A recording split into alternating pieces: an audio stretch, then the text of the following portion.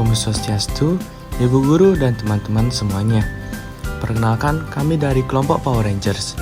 Pada video ini, kami akan membahas materi tentang teks rekon. Nah, apa aja sih yang bakal kita bahas dalam materi teks rekon ini? Yang pertama itu ada pengertian, yang kedua ada ciri-ciri, yang ketiga ada struktur, yang keempat ada kaidah kebahasaan, yang kelima ada unsur kebahasaan, dan yang terakhir ada jenis-jenis. Teks rekon adalah jenis teks yang menceritakan sesuatu peristiwa yang pernah terjadi. Yang artinya, teks rekon adalah teks yang menceritakan kembali suatu peristiwa yang telah terjadi di masa lalu secara kronologis. Tujuan utama dari teks rekon adalah untuk memberikan informasi atau pengalaman kepada pembaca tentang suatu kejadian berdasarkan fakta yang ada. Nah, selanjutnya, apa aja sih ciri-ciri dari teks rekon? Nah, ciri-ciri yang pertama dari teks rekon adalah berfokus pada individu atau tokoh tertentu.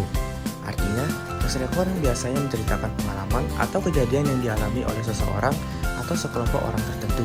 Contohnya, cerita perjalanan seorang siswa saat mengikuti lomba di luar kota.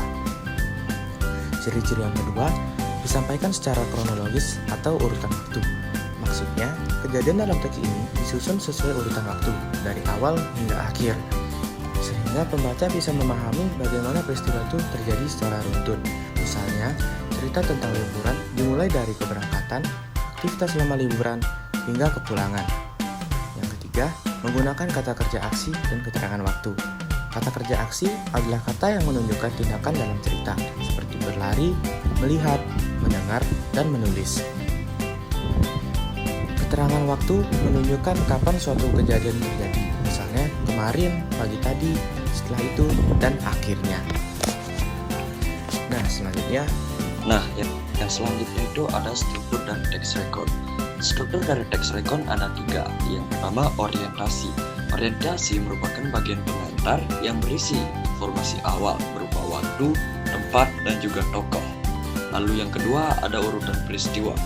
Urutan peristiwa berisi tentang bagian inti yang menjelaskan kronologi peristiwa secara runtun. Lalu yang ketiga ada reorientasi.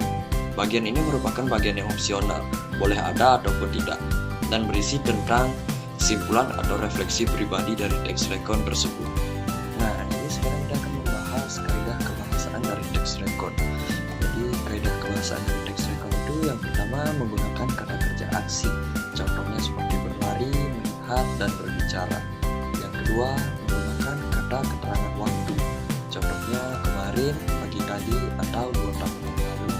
Yang ketiga, menggunakan konjungsi kronologis. Contohnya seperti kemudian, setelah itu, dan juga akhirnya. Dan yang terakhir menggunakan kalimat dalam bentuk lampau atau past tense jika dalam bentuk bahasa Inggris. Nah, selanjutnya itu saya akan membahas tentang unsur kebahasaan. Yang pertama itu ada kata kerja aksi, yaitu menunjukkan tindakan. Contohnya seperti berlari, melihat, mendengar. Yang kedua itu ada konjungsi kronologis, yaitu menghubungkan peristiwa berdasarkan waktu. Contoh, lalu, kemudian, setelah itu. Kemudian itu yang ketiga keterangan waktu dan tempat, yaitu menunjukkan kapan dan di mana peristiwa terjadi. Contohnya kemarin, tahun lalu, dan di sekolah.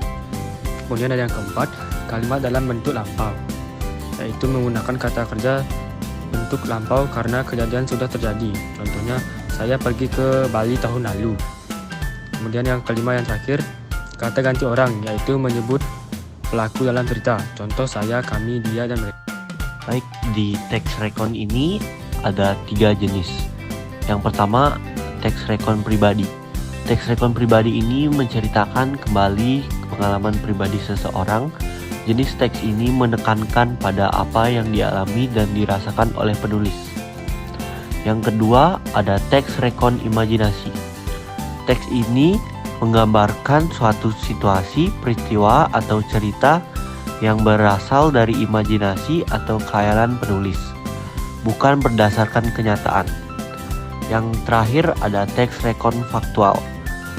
Teks rekon faktual ini menceritakan peristiwa yang benar-benar terjadi dan bisa dibuktikan kebenarannya.